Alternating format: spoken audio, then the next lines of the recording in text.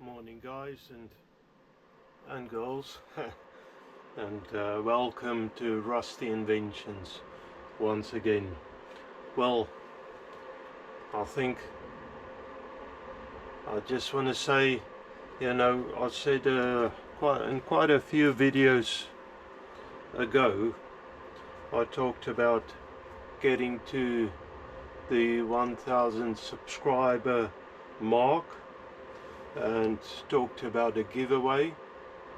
I'm planning to give this little vise away. It's a hand vise. If you work on sanding, on a machine, or just gripping it by hand, it's quite nice. And I quite like the looks of it. It's very nice. It's a antique sort of thing. I've got it still boxed up. This one is mine, as well as a book. In saying that, I want to thank you all for coming back again. Thanks for all the new subscriptions. We're very close at this point.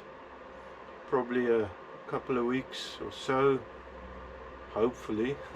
Don't know. I can break the 1000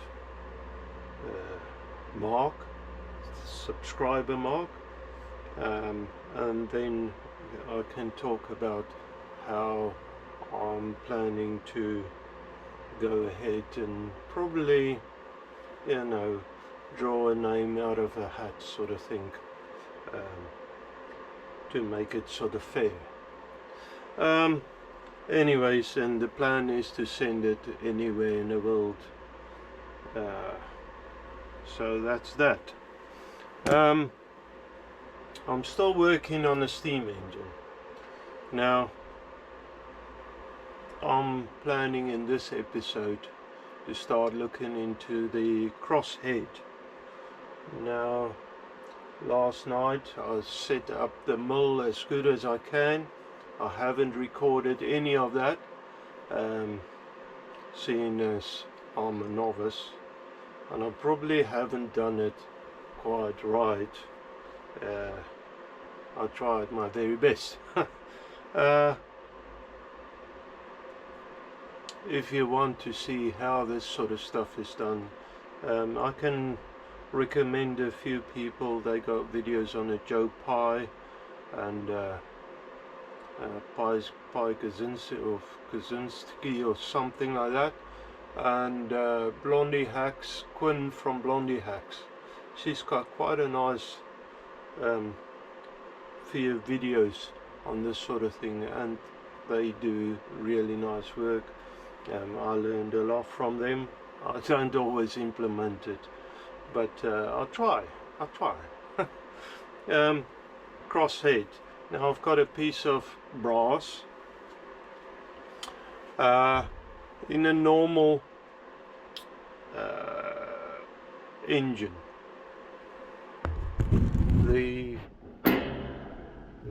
sorry for the spring, I noticed it in the last video. It's on my camera stand or camera mount.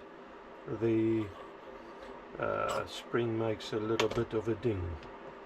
Now I have cut this con rod, piston rod, shorter to a determined length, determined to me.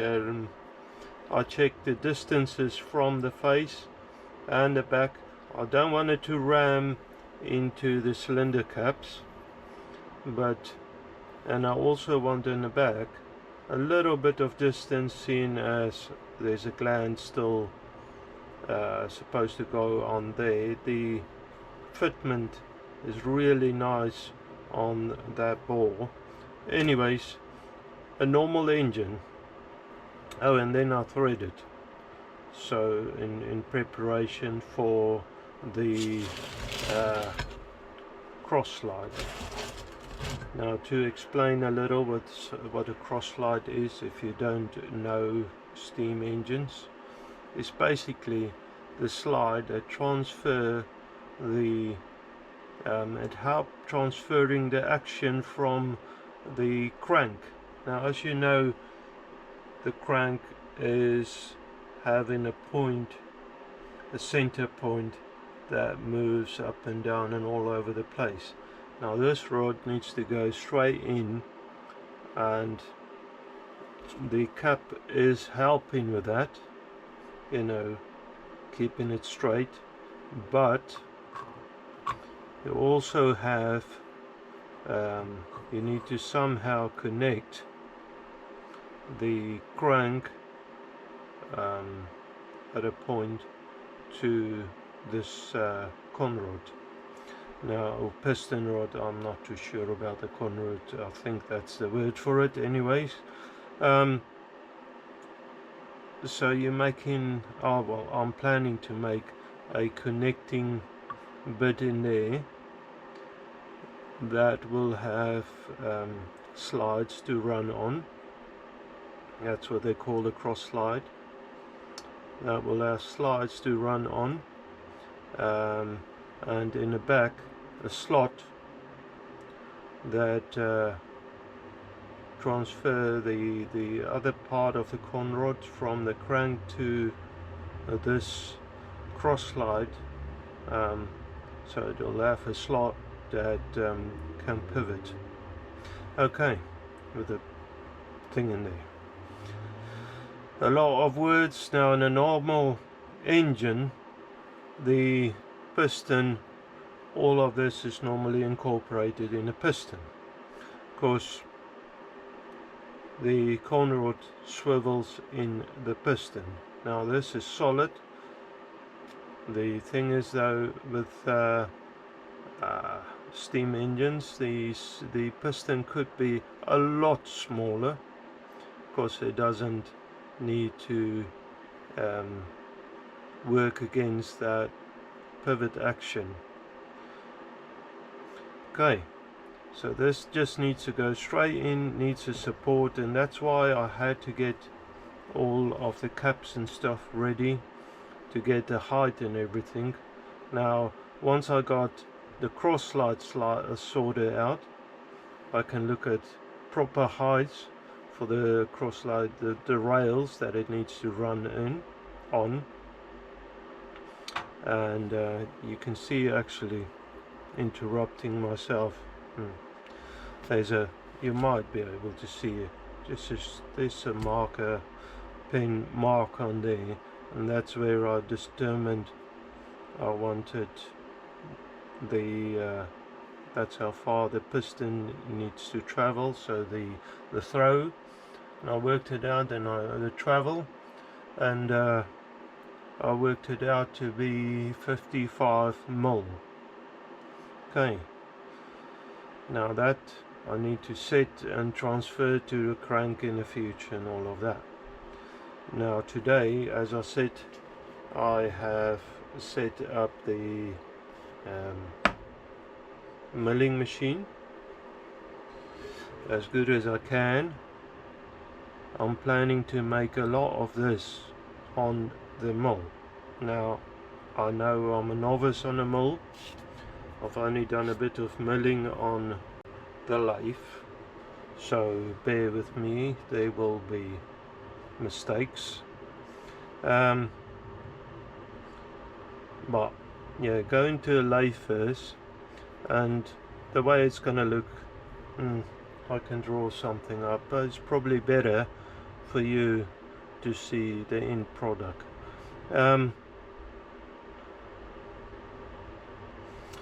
What I have discovered in all of this, I should have probably started with the cylinder and then checked the rest out, because my frame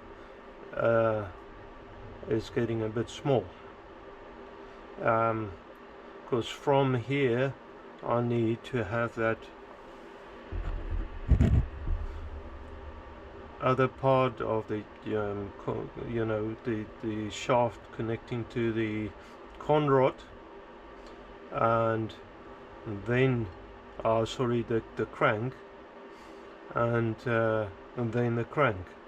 so I'm gonna definitely run out of space on this frame. That is alright, seeing as a lot of this will have to change.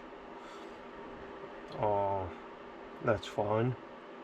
I will just sort of might probably add on pieces, bolted on, welded on, don't know yet. Okay.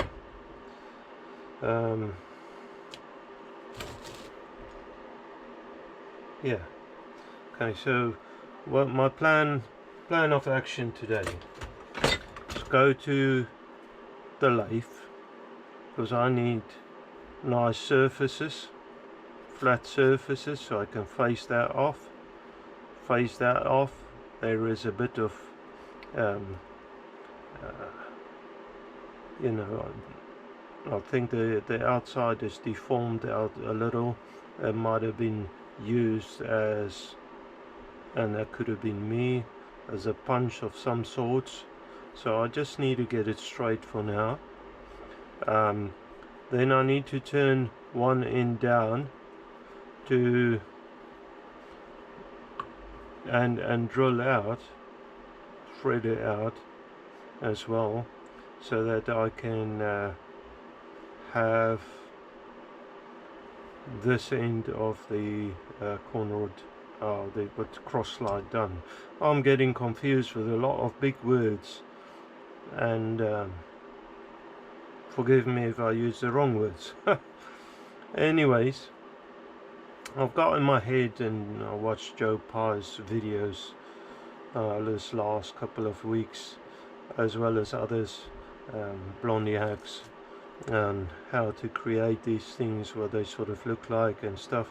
My problem with this, and a lot of people has pointed it out, I'm taking a huge risk in the sense of I'm working without drawings, and it is quite true, you are dead right. However, this is a challenge that I've got.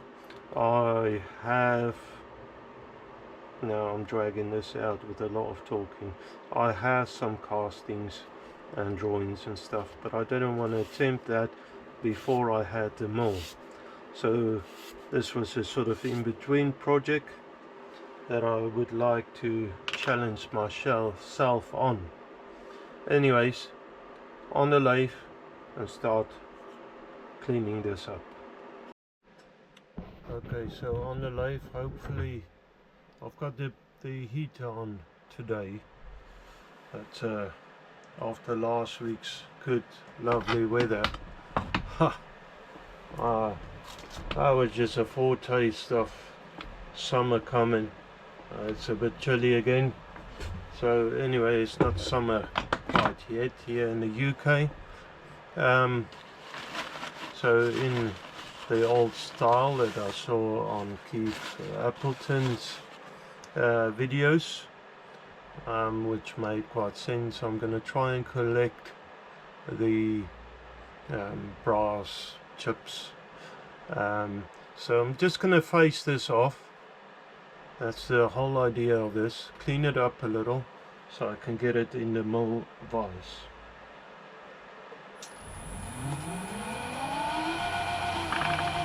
Oop. Wrong way. That's better.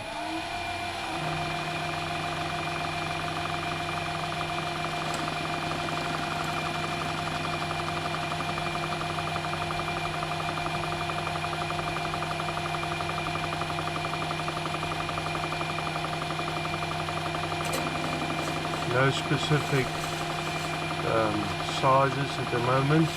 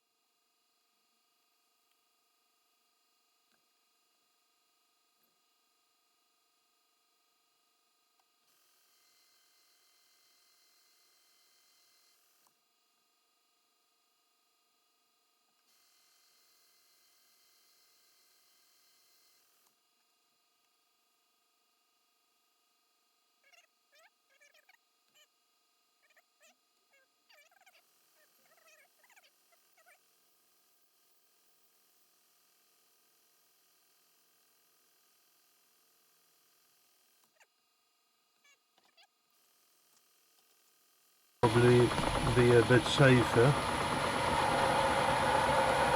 That's good there. Now let me go get the bits and stuff, and then I'll get you back in.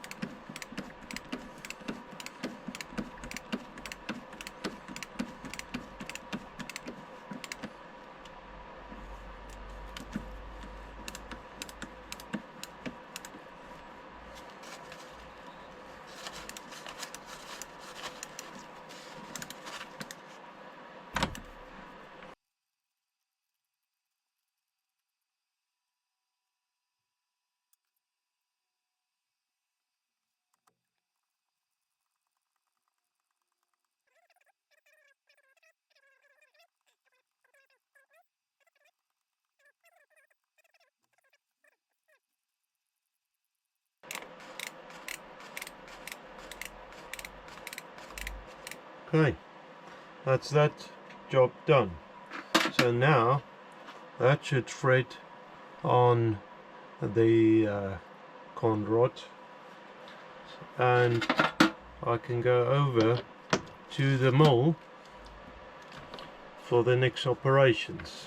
Now, wish me good luck. As I said, I haven't done mill work before, so be kind with the criticism and all the schisms. I'm a novice, but I'm learning, or trying to learn anyway. So I'm going to the bench just to check quickly if this thread will work fine, and then set up on the mill.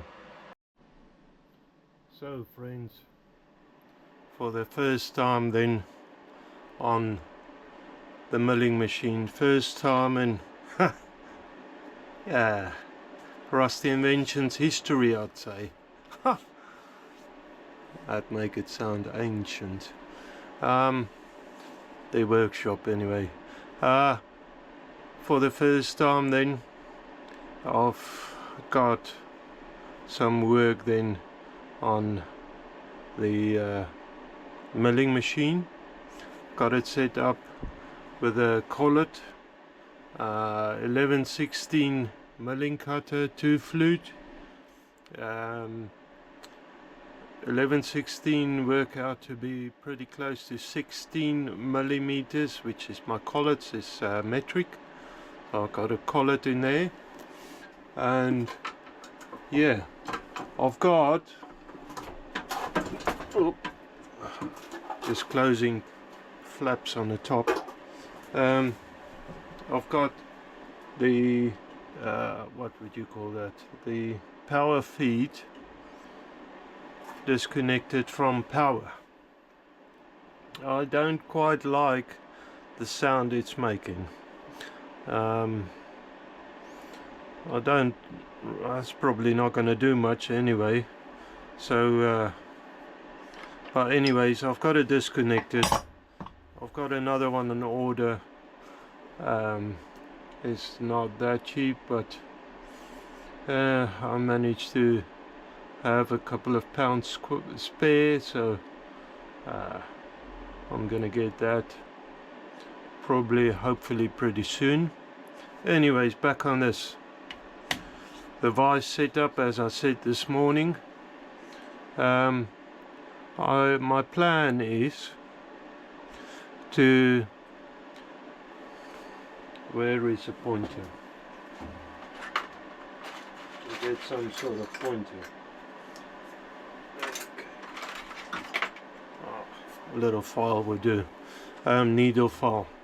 Okay, the plan is to take a little off the top, to square it up, flip it over, then back on a parallel, and take the same distance on the other side, and that will be the two sides of the Crosslide.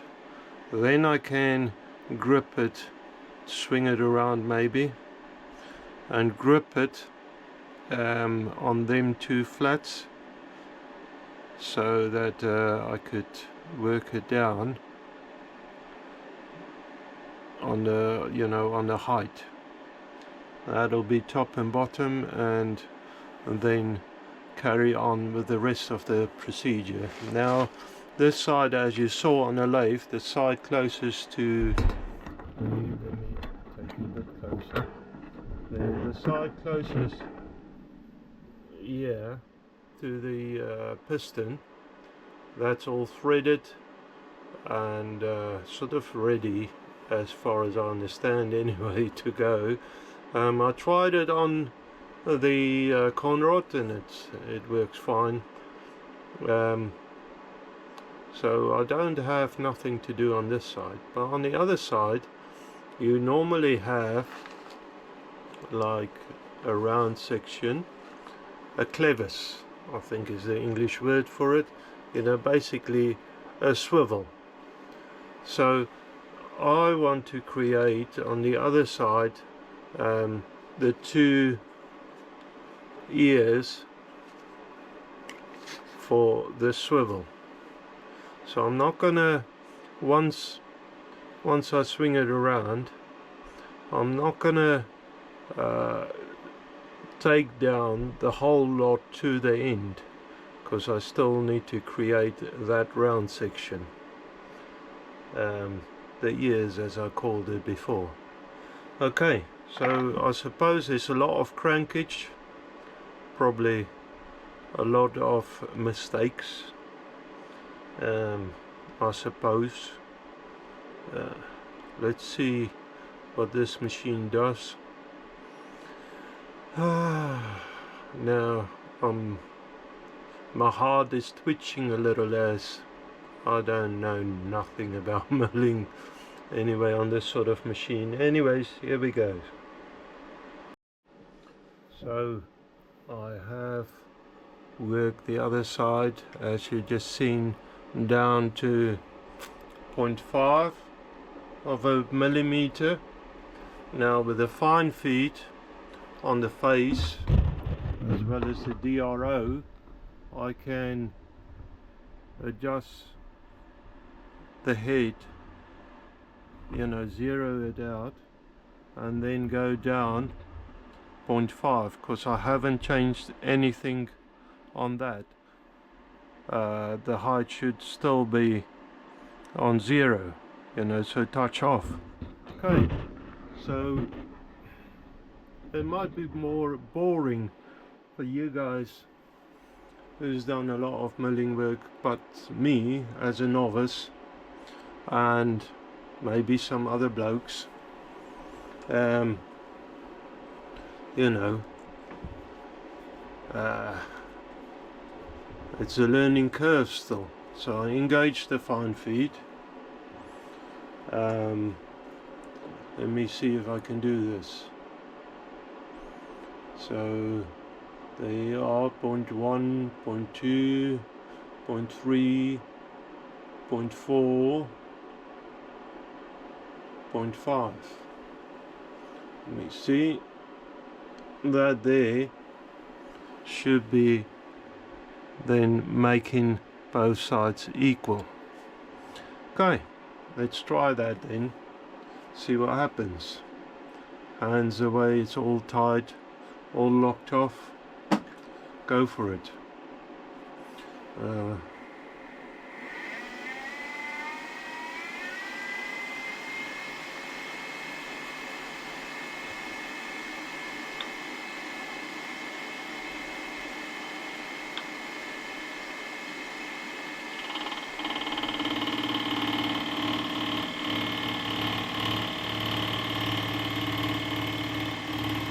And again, conventional cutting.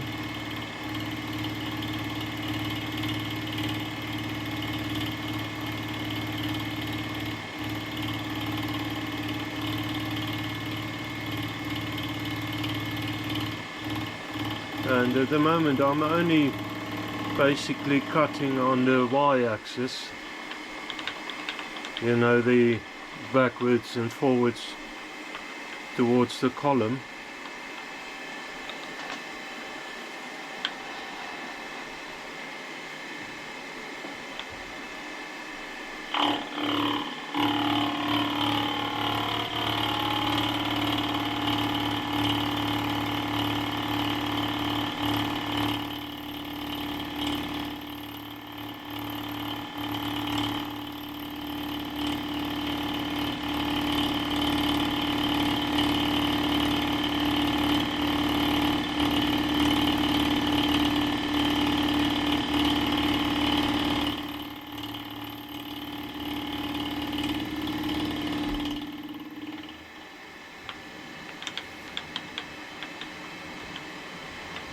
Bring it over a touch, just a cheek. Yeah, I'm happy with that. Alright, switch the machine off and get it out of the way. Okay, so now, gripping wise, that might be interesting. Okay,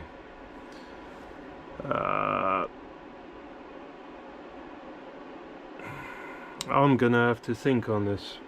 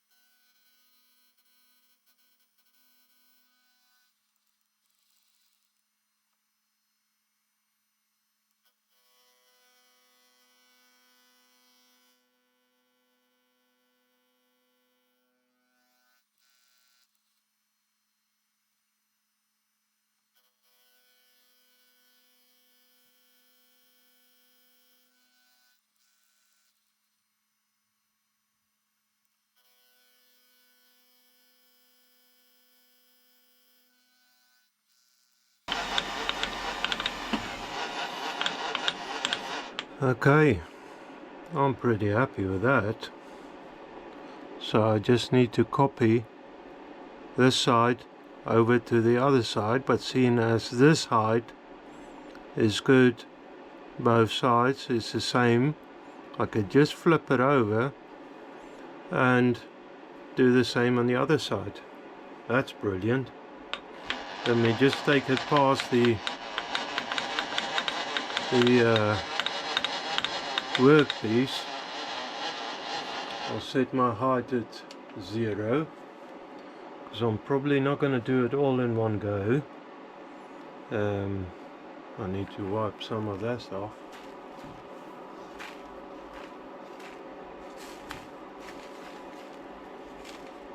Okay. Alright, that's it then. Nothing more to it than just do it.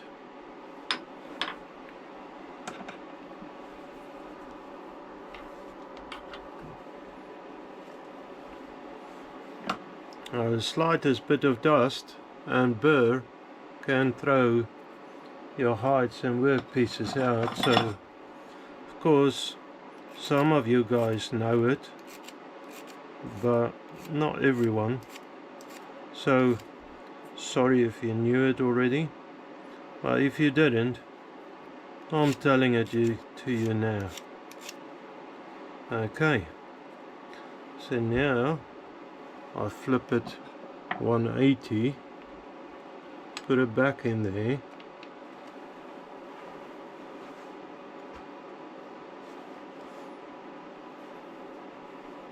get it fairly tight. I don't want to crush it. Go up the fine feed.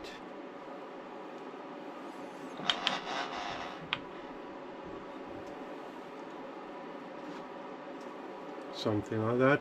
Let me start it up and see.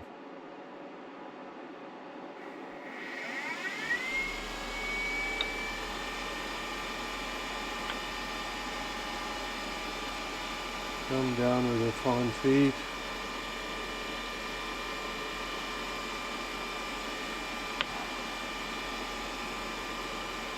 Till it just scratches.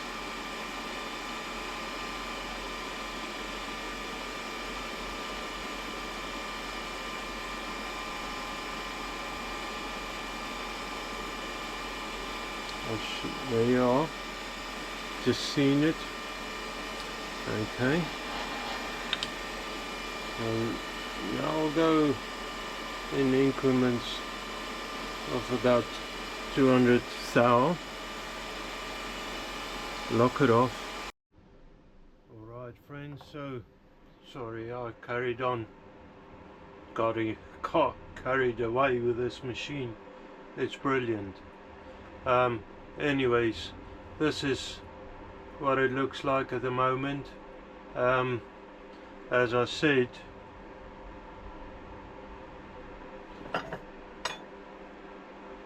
and I haven't said that I don't have a pointer. Oh, there you go.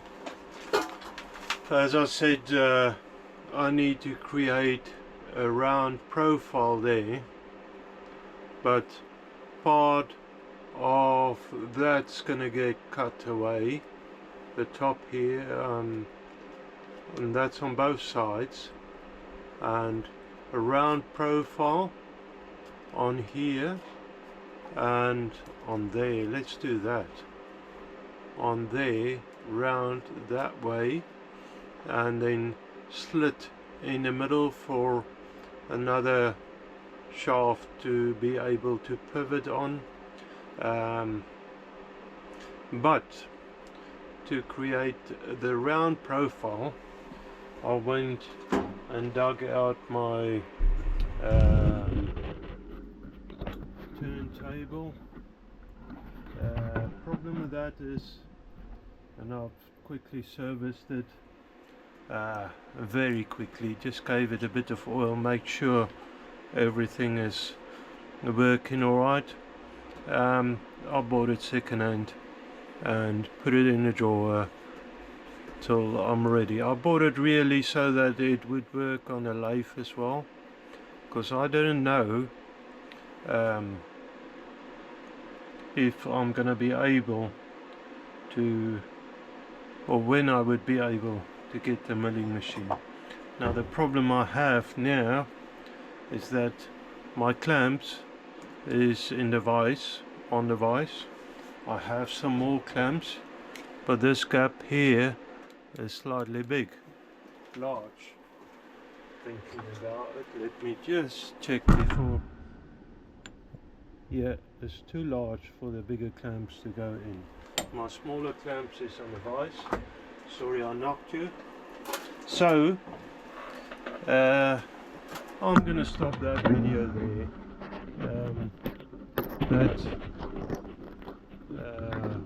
Whatchamacallit, Crosslide is half made, and I'm pretty happy with it. That machine is incredible. You can see what you're doing. Where with the lathe I had to, you know, hand over, try and see what I'm doing, and this is different on another level. I don't think my precision is probably all there, but I took some measurements. It's really close. Quite like that. I would like to, once I got a couple of more indicators, go back and just check the setup, the lathe, everything. I did struggle a little with my calipers. My lever caliper is cheap. I thought I had a more expensive one. If I have it, I have very carefully put it away so that it wouldn't get damaged, and I can't remember where. So till I have another one, and it probably wouldn't be too long, but till I have a decent one, I'll have to be living with this. Saying that, it's very close, within probably hundreds of a thou. I don't exactly know, to be honest. I can't check with that calipers I got. Okay, I tried and I got it quite close. It's more the vice setup. Anyways, so I'm gonna stop this video there. I'm gonna say cheerio. I'm gonna wish you all, almost said a Merry Christmas. I think I'm tired again. I'm gonna wish you all of the best, all the blessings you could ever think of, and yeah, well, may God bless you, and bye. Let's say that, bye. Okay.